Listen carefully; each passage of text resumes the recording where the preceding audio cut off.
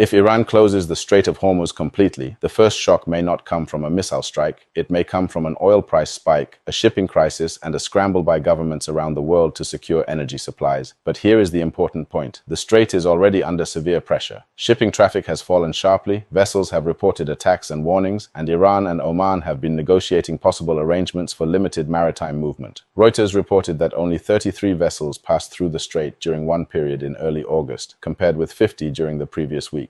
So the question is no longer simply, can Iran close Hormuz? The real question is, what happens if the current restrictions become a complete and enforced closure? In this video, we will examine the immediate military consequences, the impact on oil and gas, the effect on Africa and the wider global economy, and whether Iran could sustain such a blockade. The Strait of Hormuz is a narrow maritime passage between Iran and Oman. It connects the Persian Gulf with the Gulf of Oman and the wider Arabian Sea. That makes it the main maritime gateway for energy exports from several Gulf states. Before the current crisis, approximately 1/5 of global oil and liquefied natural gas flows normally passed through this waterway. The U.S. Energy Information Administration has described Hormuz as the world's most important oil choke point, with about 21 million barrels of oil per day passing through it in 2022, roughly equivalent to 21% of global petroleum liquids consumption at that time.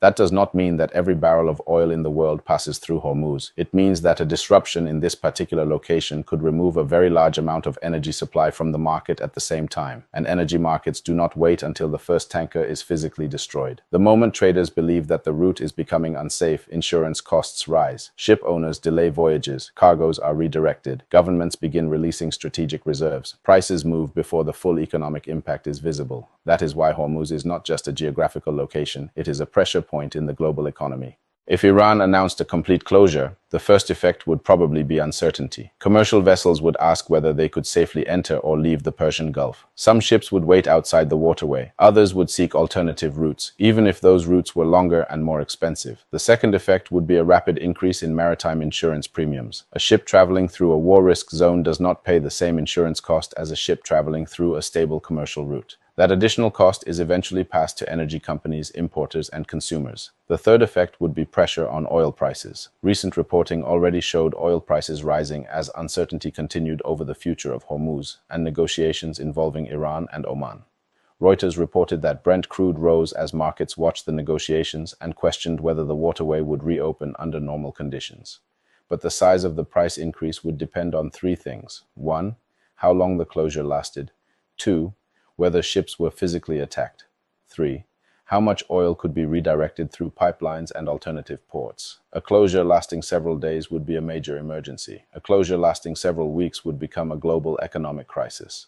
The Gulf states do have alternatives, but those alternatives cannot instantly replace Hormuz. Saudi Arabia has pipelines that can move some crude toward the Red Sea. The United Arab Emirates also has infrastructure that allows certain exports to bypass the strait. However, these routes have limited capacity compared with the total volume normally transported through Hormuz. There is also a difference between crude oil and liquefied natural gas. Some oil can be redirected through pipelines or alternative terminals. Gas exports are more difficult because liquefied natural gas depends heavily on specialized terminals, ships, and established routes. That means a closure could create a particularly serious energy problem for countries that depend on Gulf LNG supplies. The market would therefore be divided. Some buyers might still receive cargoes through alternative routes. Others would compete for supplies from West Africa, the United States, Russia, the Mediterranean, and other producers. That competition would increase costs globally.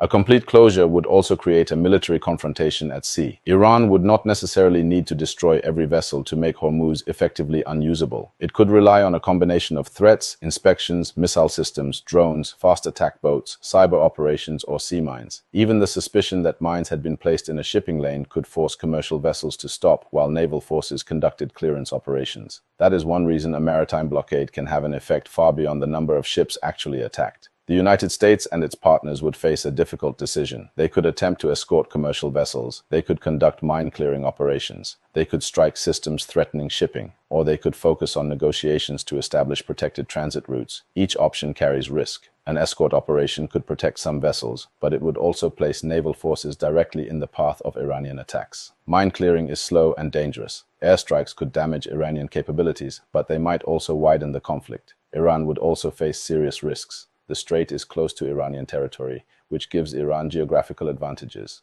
but the same geography makes its military infrastructure visible and vulnerable to surveillance and precision strikes. So closing Hormuz could give Tehran enormous economic leverage, but it could also provide its opponents with a justification for military escalation. The consequences would not remain in the Middle East. African economies would feel the impact through fuel prices, transport costs, food prices, and currency pressure. Countries that import refined petroleum products would face particular difficulties. If the cost of diesel and petrol rises, the increase spreads through the economy. Transport becomes more expensive. Electricity generation becomes more expensive where fuel is used for power production. Fishing, farming, aviation, and manufacturing also face higher operating costs. For countries in West Africa, the impact would depend on domestic production, refining capacity, strategic reserves, and the ability to import from alternative suppliers. Nigeria is an oil producer, but oil production alone does not automatically protect consumers from global price shocks. The country's exposure would depend on refining capacity, domestic distribution, exchange rate conditions, and the price of imported fuel or equipment. Ghana and other energy importing economies could face higher import bills and pressure on their currencies, but there could also be opportunities. Higher international oil prices may benefit some oil exporting states and companies. African producers could attract additional demand if buyers search for supplies outside the Gulf. The problem is that higher export earnings do not always arrive quickly enough to offset the immediate cost of imported fuel and transport. The central question is whether Iran could sustain a closure. Iran has geographical proximity, military assets, and the ability to threaten commercial shipping. It may not need to maintain a perfect physical blockade to create fear in the market, but sustaining a complete closure would be much more difficult. Iran would have to deal with international naval operations, economic pressure, possible attacks on its military infrastructure, and diplomatic isolation. It would also risk harming countries that may not want a direct confrontation with Tehran. That is why Iran could prefer a controlled disruption rather than a permanent closure. Instead of stopping every vessel, Tehran might seek to control which ships can pass, impose conditions, establish selected routes, or use the threat of closure as leverage in negotiations. Recent reports indicate that Iran and Oman have been discussing possible routes and arrangements for maritime movement, while the dispute over the conditions for reopening remains unresolved. That suggests the waterway is not simply a switch that is either open or closed. It can be partially restricted, selectively managed, or made commercially unattractive. And from Iran's perspective, even a partial disruption may be enough to create economic pressure. There are three likely scenarios. Scenario 1, limited disruption. Some ships continue moving, but under restrictions and with higher insurance costs. Oil prices remain elevated, and the region stays under military tension. Scenario 2, controlled reopening. Iran and Oman establish limited routes or temporary arrangements. Shipping resumes gradually, but vessels still face delays, inspections, and uncertainty. Scenario 3, full closure. Commercial traffic stops or becomes too dangerous. Oil and gas prices rise sharply, naval forces move to protect shipping, and the risk of direct confrontation increases. The third scenario would be the most dangerous, but it may not be the most likely or most sustainable. Iran can gain leverage by threatening closure, but using that leverage permanently could trigger a response that threatens Iran's own security and economic survival. The Strait of Hormuz is small on the map, but its importance is global. A complete closure would affect military strategy, oil markets, shipping insurance, food prices, currencies, and household expenses far beyond the Persian Gulf. But the biggest danger may be the uncertainty before a complete closure. When ships slow down, insurance costs rise, traders panic, and governments begin competing for alternative supplies, the economic damage can start before the waterway is officially closed. So watch three indicators: the number of commercial vessels transiting the strait, any attacks, warnings, or new restrictions affecting shipping, the progress or collapse of talks involving Iran, Oman, and other regional actors. The future of Hormuz may not be decided by one dramatic announcement. It may be decided gradually through restrictions, threats, negotiations, and the market's reaction to every new incident. If you found this analysis useful, subscribe to Katakyie Brief for clear geopolitical analysis of conflicts, energy security, and the forces reshaping global power. And tell me in the comments.